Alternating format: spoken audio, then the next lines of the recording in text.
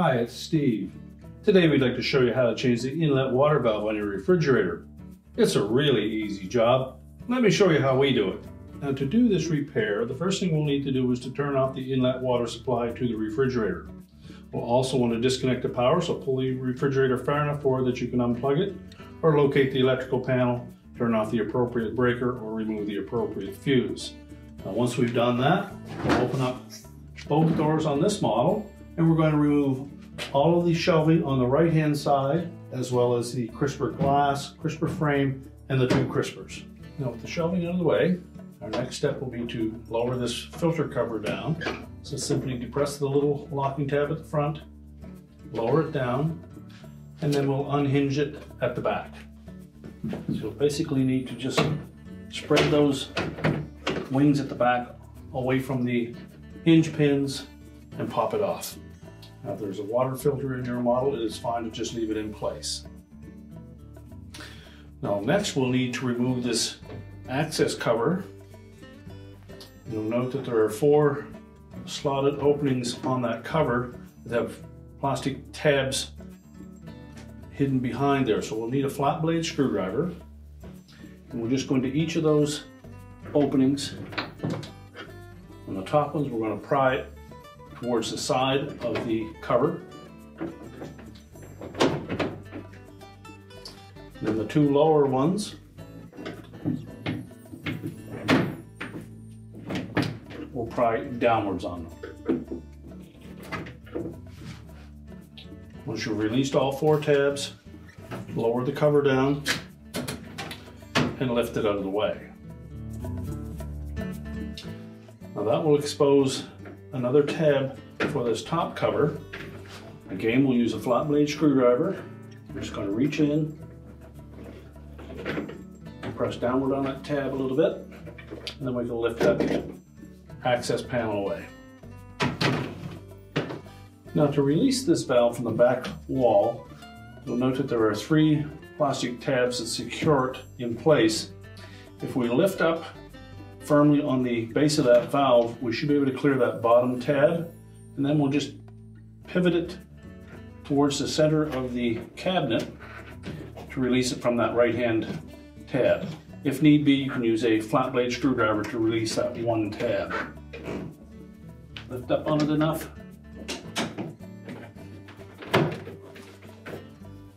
and pop it free.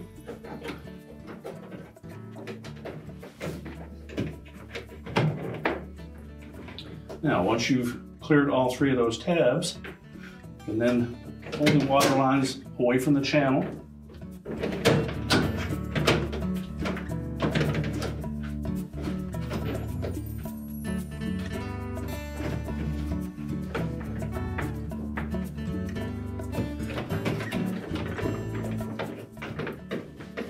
Once you have the top of the valve tilted out, we're going to release that inlet to the valve.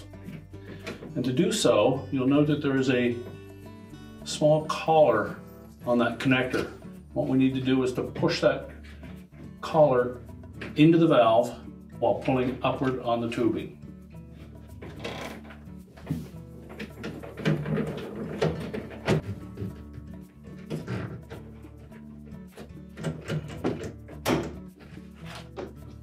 Now, once we've pulled that inlet tubing out, you should be able to roll that valve slightly forward and disengage the 2 outlet tubes.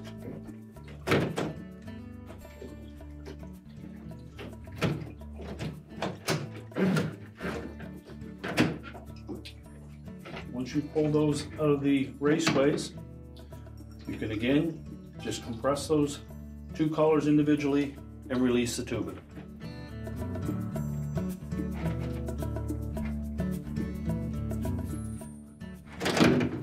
There will be some water that will come out of that tubing, so you'll need something to clean that up.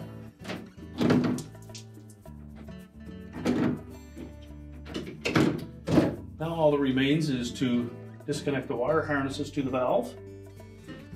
Start with the green ground wire, pop that off the side of that casing, and then disconnect each of the wire harnesses. You can then discard the old valve. Now when installing the new one, we'll just reverse the procedure by putting the wire harness connectors on first. They're color coded, so they're easy to install in the right place.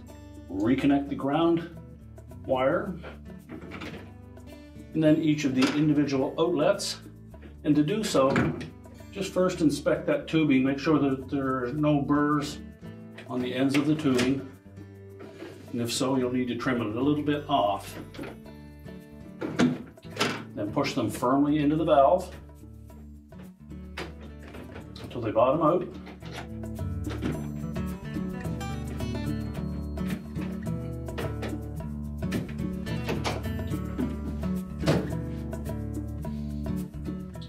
Now we'll leave the inlet water line until the very end.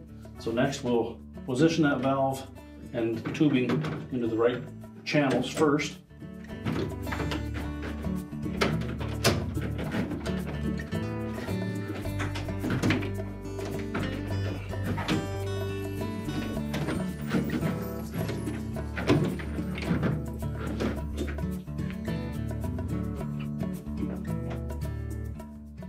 Once we have those tucked into the raceways for them, we'll next take that inlet tubing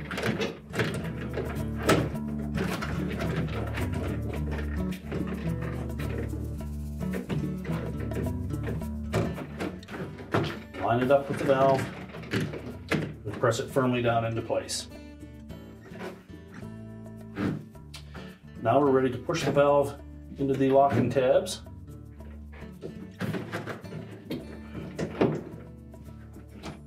It's probably easier to engage both the bottom and left-hand tabs first, and then press on the right-hand side of the valve to lock in the right-hand tab. Make sure it's pulled down, firmly engaged on the bottom. Both top clips are in place.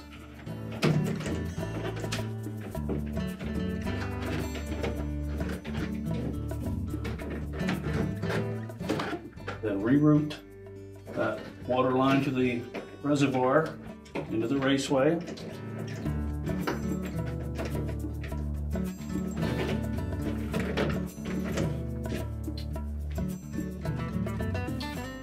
And now we're ready to put the top access cover on.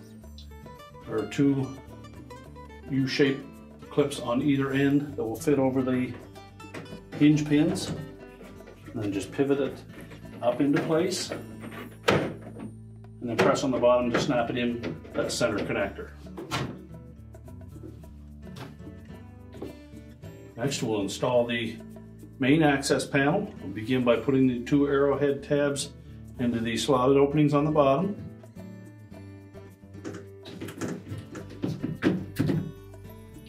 And pivot it upward. Line up both sides and then just carefully push in on all 4 points.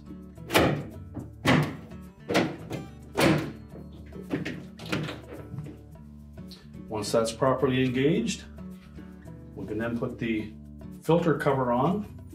You'll note the two sockets on either side that will fit over the hinge pins.